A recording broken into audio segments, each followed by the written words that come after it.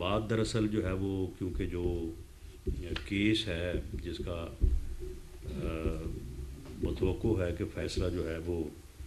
کل یا جیسے جو ہے وہ امید کی جا رہی ہے کہ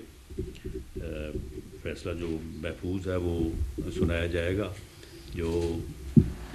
190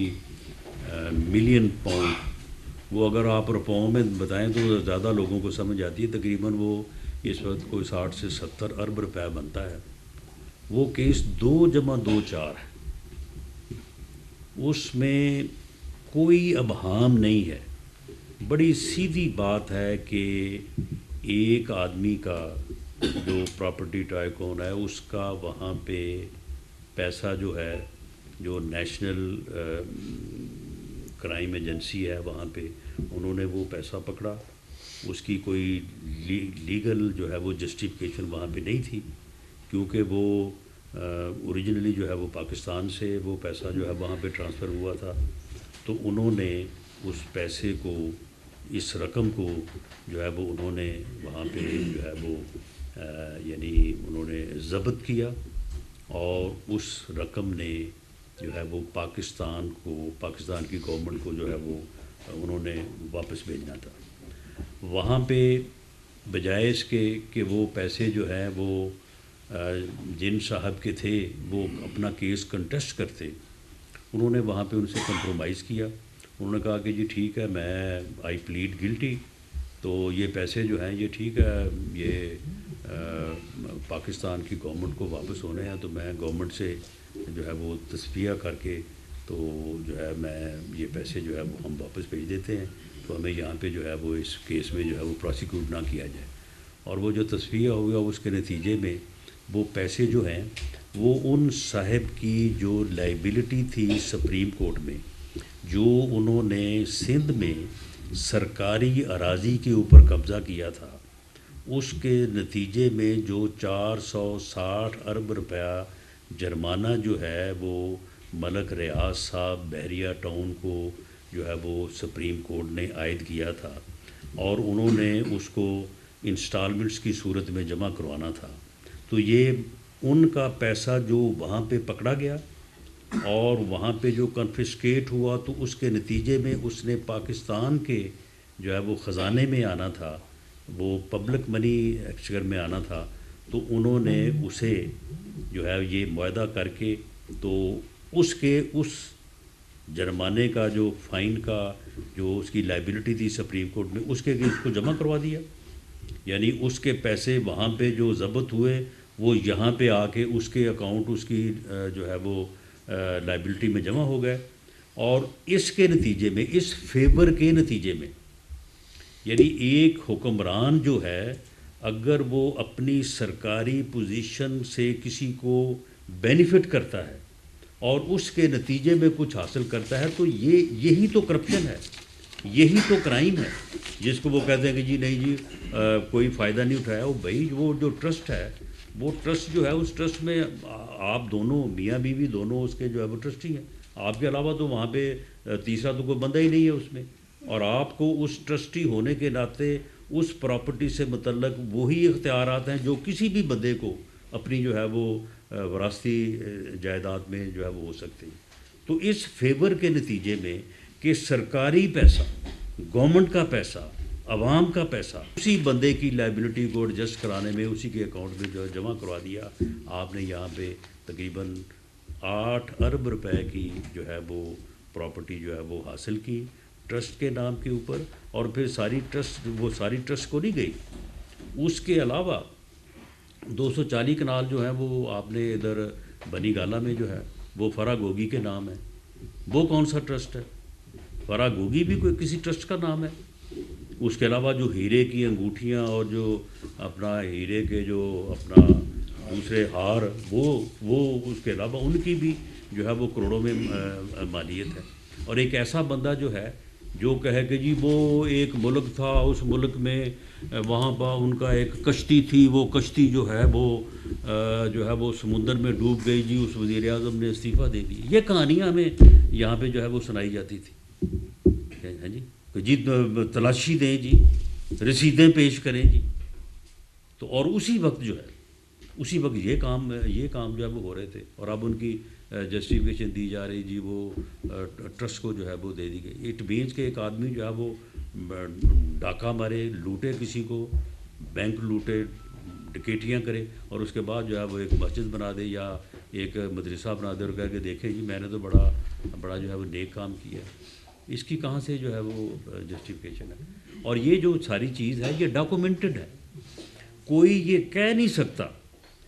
کہ بحریہ ٹاؤن کا وہاں پہ ملک ریاض صاحب کے پیسے نہیں تھے وہاں لندن میں جو کنفسکیٹ ہوئے ہیں. کوئی کہہ نہیں سکتا کہ وہ جو ہے وہ سرکاری خزانے میں آنے تھے. اس کی وجہ کہ بعد میں سپریم کورٹ نے جو فیصلہ کیا ہے، سپریم کورٹ نے وہ فیصلے جو ہیں وہ سپریم کورٹ کے اکاؤنٹ سے، اس اکاؤنٹ سے جس میں وہ ایڈجسٹ کروائے گئے تھے، وہاں سے نکال کے انہوں نے جو ہے وہ واپس کر دیے.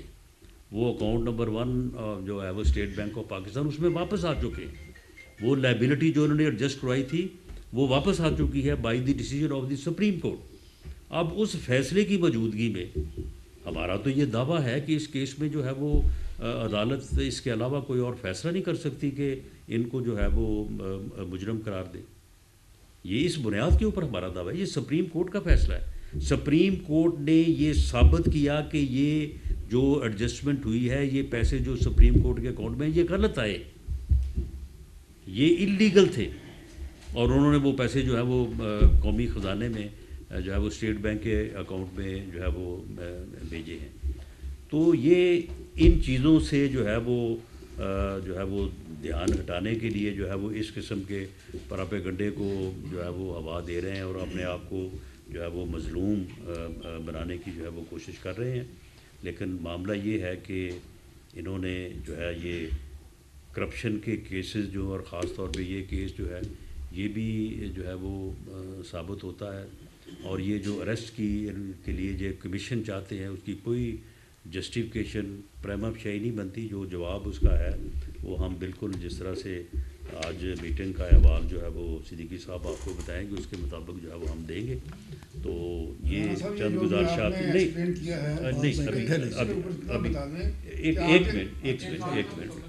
تو صدیقی صاحب بات کر لیں تو اس کے بعد پھر آپ کے کوشچن.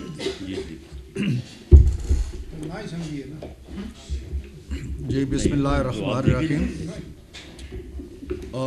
رانا صاحب نے بڑی تفصیل کے ساتھ آپ کو آج کے مذاکرات کے حوالے سے بھی بتا دیا، اور خاص طور پہ جو ان کے مطالبات آئے ہیں جن کا بڑی دیر سے ہمیں انتظار تھا، آپ کو بھی انتظار تھا، تحریری شکل میں وہ سامنے آ گئے ہیں. انہوں نے باضابطہ طور پر اسپیکر صاحب کو پیش کیے، اس کے بعد اس کی کاپیز تقسیم کی گئیں، ہم تک بھی آئیں، ہم نے بھی انہیں پڑھا، پھر انہوں نے اس کو پڑھ کے بھی سنایا ان کی کمیٹی کے سربراہ نے، اور اس پہ سیر حاصل گفتگو ہوئی ہماری طرف سے بھی ان کی طرف سے بھی. ان کی طرف سے ایک مطالبہ یہ تھا کہ ہم 7 دنوں کے اندر اندر اس کے بارے میں جواب دیں، اور اگر ہمارا جواب پازیٹیو ہوگا یعنی ہم کمیشن کے قیام کی حمایت کریں گے یا اصولی طور پہ رضامندی ظاہر کر دیں گے تو بات آگے بڑھے گی، وگرنہ پھر چوتھی میٹنگ کے بارے میں وہ سوچیں گے کہ ہونی چاہیے یا نہیں ہونی چاہیے. لیکن پھر طے یہ ہوا کہ جی 7 جو دن کی قید وہ لگا رہے ہیں تو ہم 7 ورکنگ ڈیز کر لیتے ہیں تاکہ بیچ میں سے چھٹیاں نکل جائیں. تو ورکنگ ڈیز اگر شمار کر لیے جائیں تو وہ کوئی 27 یا 28 تاریخ بنے گی جنوری کی، جو ان کی ڈیڈ لائن سے پہلے ہے. اس وقت تک جیسے رانا صاحب نے آپ کو بتایا کہ ایک کمیٹی، اگین اس کمیٹی کے اندر ہماری جو 7 جماعتیں ہیں وہ شامل ہیں. اس کے علاوہ ہم نے کچھ ایسے ارکان کو بھی آپٹ کیا ہے وزیر اعظم صاحب نے جو کمیٹی میں تو شامل نہیں ہیں لیکن ان کی قانونی رائے ہمیں مطلوب ہوگی، ہمیں بھی مطلوب ہوگی. باقی جماعتیں بھی آزاد ہیں کہ کس کس سے کہاں کہاں مشاورت کرتی ہیں. تو اب جو ہمارا لائحہ عمل اس وقت طے ہوا ہے وہ یہی ہے کہ تمام جو پارٹیاں ہیں 7 وہ اپنی اپنی لیڈرشپ کے پاس جائیں گی، ان سے مشاورت کریں گی، and they will get back to us, یعنی ہم سارے پھر مل بیٹھیں گے اور ایک رائے بنائیں گے. جو عمومی بات ہے وہ ایک سب سے بڑا سوال جو جس کی طرف اشارہ کیا گیا ہے وہ یہ ہے کہ کیا قانون आइन, ज़ाब्ते, CRPC या जो भी कानून व आइन के मुताबिक मामलात हैं वो हमें इजाज़त देते हैं, कहीं गुंजाइश देते हैं कि वो मामलात जो ऑलरेडी अदालतों के अंदर ज़ेर बहस हों या चल रहे हों, प्रोसीडिंग्स हो रही हों, सज़ाएँ हो रही हों और गवाहियाँ हो रही हों और बाकायदा एक अदालती अमल शुरू हो। हमें तो यहाँ तक कहा जाता है कि जब अदालती अमल शुरू हो जाए तो आप उस अमल के ऊपर बात ना करें, पार्लियामेंट के अंदर भी गुरेज करें उससे, और हम गुरेज करते हैं। तो कुजा ये कि एक कमीशन बना दिया जाए, ये एक सोच है, राय है, हम कोई इनकार अभी नहीं कर रहे, इकरार भी नहीं कर रहे। हमने ये कमेटी इसलिए बनाई है कि तमाम पहलुओं का जायज़ा ले और उनकी जो सेंसिटिविटीज़ हैं या मुतालबात हैं उनको पेश नज़र रखते हुए हम कहाँ कहाँ गुंजाइश निकाल सकते हैं। जहाँ तक उनकी दस्तावेज़ का ताल्लुक़ है, जिस पे बड़ी तफसील से राना साहब रोशनी डाल चुके हैं, उनके मुतालबात पे उन्होंने 2 कमीशंस के हवाले से 15 अपनी जो TORs हैं वो रकम कर दिए हैं, और TORs अजीब व गरीब किस्म के हैं कि जी पकड़ा कैसे गया था, क्यों पकड़ा गया था, फलां कैसे हुआ था। तो एनी हाउ वो 15 TORs हैं, लेकिन अगर कमीशन बनता है या बनते हैं तो फिर TORs का भी जायज़ा लिया जाएगा, उनको भी देखा जाएगा, हमारी तरफ से भी कुछ शराइत उसमें डलेंगी। तो वो एक प्रोसेस उस वक्त आएगा जब एक उसूली फ़ैसला हम कर लेंगे। दूसरी बात यह है कि जो 42 डेज़ होने लगे हैं अपने इन मुतालबात को तहरीरी शक्ल में हमारे सामने लाने में। 5 दिसंबर को उनकी कमेटी कायम हुई थी, जो सोच समझ के कायम की गई थी कि अब ये डायलॉग करेगी। वो फिर हमारे पास आए, डायलॉग शुरू हुए। 42 दिन उन्हें लगे हैं अपने मुतालबात को मुरतब करने में, तहरीर करने में और हमारे सामने लाने में। अब वो मुतालबात तो जो हैं सो हैं, उन मुतालबात के आगे और पीछे जो उन्होंने मोर पंख लगाए हैं वो बड़े अजीब व गरीब हैं। वो उनके इल्ज़ामात की फ़हरिस्त है जो मुतालबात के साथ उन्होंने नथी कर दी है, और वो मुतालबात भी ऐसे हैं जिनके बारे में मैं ये समझता हूँ कि वो मेरा ख़्याल है कि दस्तावेज़ कम है और हुकूमत के ऊपर चार्ज शीट बहुत ज़्यादा है, बड़ी कड़ी किस्म की चार्ज शीट है। लेकिन हम इन चीज़ों में फ़िलहाल नहीं पढ़ रहे, हमने कोई उनसे गिला शिकवा भी इस हवाले से नहीं किया। ठीक है, आ गई है दस्तावेज़, इसका तहरीरी जवाब हमने देना है, क्योंकि वो भी तहरीरी चाहते हैं और हमने कमिट किया हुआ है कि हम तहरीरी जवाब उनको देंगे। उनकी तरफ से फिर मुतालबा आया कि हमें इमरान खान साहब से मुलाकात का मौका दिया जाए, हमने उससे एग्री किया। उन्होंने कहा जी कि आज़ादाना माहौल हो। अब आज़ादाना माहौल के तकाज़े घरों में या बाज़ारों में या चौराहों में या चौकों में तो हो सकते हैं, जेलों में बड़ा मुश्किल होता है। जेल का तो फाटक ही आपकी आज़ादी को सलब करने के बाद शुरू होता है, तो जेलों के अंदर अगर आज़ादाना माहौल मिलने लगे तो फिर बात दूसरी हो जाए। लेकिन हमने उनकी तजवीज़ पे इत्तफ़ाक़ किया है और कहा है जी कि ठीक है, जिस हद तक मुमकिन है इनको आज़ादाना माहौल दिया जाए। वो मुलाकात उनकी आज हो जाए या कल हो जाए या अगले नेक्स्ट वीक में हो जाए या 2-4 दिनों बाद हो जाएगी इंशाल्लाह। तो उसके बाद बात आगे चलेगी। कुछ और चीज़ें भी प्रेस में, मीडिया में अभी आ रही हैं, उन पे हम सरे दस्त कोई बात नहीं करते। हमारा ख़्याल ये है कि माहौल खुशगवार रहे, हम इसे तारीख़ों के अंदर ना बांधें। अगरचे उन्होंने 7 दिन की कदगन लगाई, हमने मान ली। इसी तरह 31 जनवरी की उन्होंने कदगन लगाई हुई है। हमारा ख़्याल ये है कि अगर मामलात बेहतर तरीके से, मुस्बत तरीके से, अच्छे तरीके से आगे बढ़ते हैं, उनके इत्मीनान के मुताबिक बढ़ते हैं, हमारे इत्मीनान के मुताबिक बढ़ते हैं, तो फिर 31 जनवरी को बीच में हायल नहीं होना चाहिए। कोई तारीख़, कोई डेडलाइन अहम नहीं होती, ऑब्जेक्टिव अहम होते हैं। उनके हुसूल के लिए हमें आगे बढ़ते रहना चाहिए। लेकिन इसका इन्हिसार अब देखना ये है कि जब हमारा जवाब उन तक पहुँचेगा, हमारा मौक़िफ़ जो इज्तिमाई मौक़िफ़ होगा 7 जमातों का, तो उस पे वो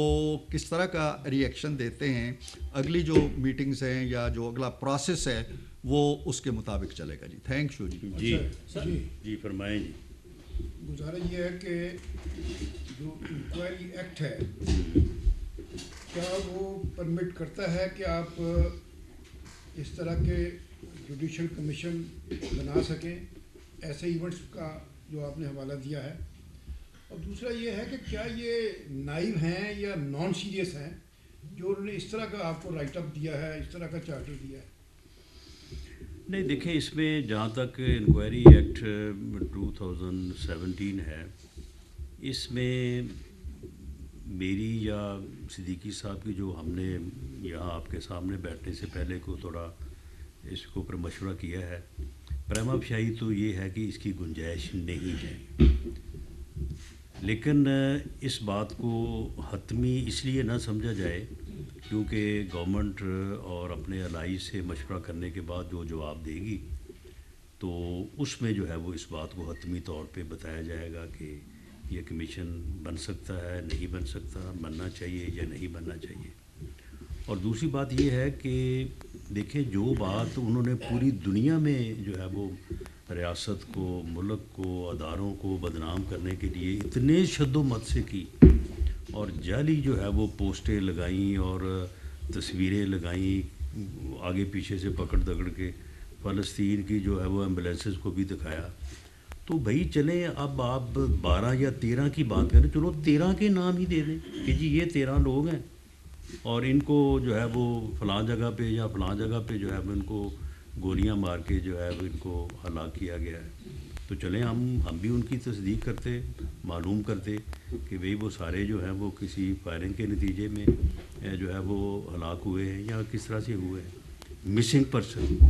وہ بھئی مسنگ پرسن آپ کہہ رہے ہیں کہ ہمارے سینکڑوں ہزاروں لوگ مسنگ ہیں، تو کسی ایک کا جو ہے وہ ابھی تک آپ نے نام نہیں دیا اس لسٹ میں۔ آپ کو تو چاہیے تھا کہ آپ یہ پوری لسٹ اس کے ساتھ آپ ایک تتمہ جو ہے وہ ساتھ لگاتے نیکسچر کہ جناب یہ دیکھیں جی یہ اتنے 100 لوگ ہیں، یہ 500، یہ 1000 لوگ ہیں جناب، یہ مسنگ ہیں۔ پھر اس کے بعد جو ہے وہ آپ کہاں 278، کہاں 315، کہاں پھر سینکڑوں ہزاروں، پھر آ گئے آپ 12-13 پہ، بھئی 12-13 کے جو ہے وہ نام دے دیں۔ زخمی آپ کہہ رہے ہیں کہ جی سینکڑوں لوگ ہیں، وہ کدھر ہیں؟ ان کے آپ نے نام کیوں نہیں دیے؟ تو جب آپ کے پاس نہ کوئی ریکارڈ ہے، نہ آپ کو دینے کو تیار ہیں، نہ آپ کسی قسم کی جو ہے وہ انکوائری کے اوپر تیار ہیں کہ کوئی معلوم کر سکے، تو پھر یہ پراپیگنڈا جو آپ نے کیا ہے 2 مہینے پوری دنیا میں، صرف ملک میں نہیں، تو میں سمجھتا ہوں کہ میڈیا کو اس کا جو ہے وہ ان سے جواب لینا چاہیے۔ جی میں اس میں اضافہ یہ کر دوں کہ ان کا خیال یہ ہے کہ بیانیے کے اندر بہت زیادہ طاقت ہوتی ہے اور وہ بہت بڑے جھوٹ کو بھی سچ بنا کے پیش کر دیتا ہے۔ وہ بڑی کامیابی سے اس ٹیکنیک کو انہوں نے استعمال بھی کیا ہے۔ اب جو رانا صاحب فرما رہے ہیں کہ انہوں نے ایک نام بھی نہیں دیا جن کو وہ اپنے شہداء کہتے ہیں، ان میں سے گمشدگان میں سے، لیکن بیانیہ ان کا یہ ہے کہ جی غزہ پیچھے رہ گیا ہے، غزہ کے کشت و خون پیچھے رہ گیا ہے، یہ نیا جلیاں والا باغ تھا، یہ الفاظ میں نے سنے ہیں ان سے۔ جلیاں والا باغ کا حوالہ دیتے رہے۔ تو کہنے کا مطلب یہ ہے کہ یہ ایک ہیولہ اپنے خواب کے مطابق بناتے ہیں اور توقع یہ رکھتے ہیں کہ دنیا اسی روزن سے یا اسی خواب کے حوالے سے ان حقائق کو سمجھے گی۔ اب آہستہ آہستہ بات کھل رہی ہے۔ یہ پہلا ایک ڈاکومنٹڈ ایک دستاویز آپ نے دی ہے، سرکار کو دی ہے، اور آپ بتا دیتے نا جی کہ یہ 13 بندے ہمارے جو مر گئے ہیں، شہید ہو گئے ہیں، ان کے یہ قوائف ہیں، یہ ان کے آئی ڈی کارڈز ہیں، یہ ان کے پتے ہیں، یہ ان کی ماں ہے، یہ ان کا والد ہے، یہ، اور پھر میٹنگ میں بھی، دوسری میٹنگ میں انہوں نے کہا جی کہ ہمارے 45 گمشدہ افراد ہیں۔ تو ہم میں سے پوچھا گیا جی کہ ان کی فہرست دے دیں۔ وہ کہہ رہے تھے 45 کے نام ہمارے پاس آ گئے ہیں سینکڑوں میں۔ اچھا 45 کا کوئی نام دے دیں تاکہ ہم سراغ لگائیں، اپنی ایجنسیز کو کہیں وہ فہرست نہیں ہے جی ہمارے پاس۔ اب ہم جو آپ کی نگاہ میں بھی لاپتہ ہیں اور ہمارے لیے بھی لاپتہ ہیں، ان کا سراغ کہاں سے لگائیں؟